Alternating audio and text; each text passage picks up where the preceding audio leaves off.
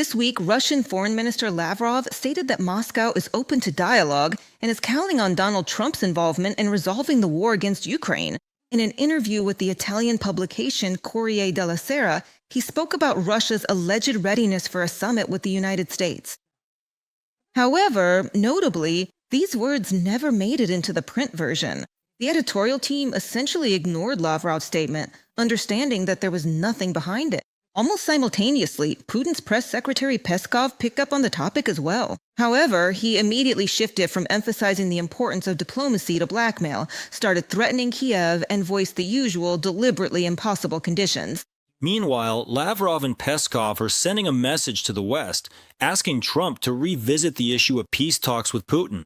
Things got tough for the Russians when the U.S. realized they were just stalling for time.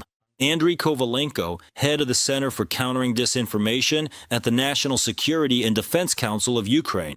Moscow really does want to convince the West that a compromise is still possible in order to sow doubt and slow down military aid to Ukraine. At the same time, Russia is intensifying its strikes on Ukraine's energy infrastructure, hoping to pressure Kyiv into making concessions.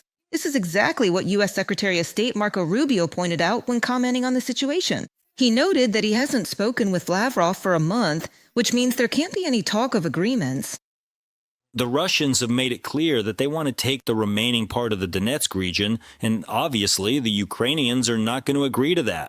Right now, we see that they continue to carry out long-range strikes on Ukraine, obviously aiming to destroy the power grid and demoralize the population. And they have achieved some success. They have put forward demands that Ukraine can accept. That's where things stand right now.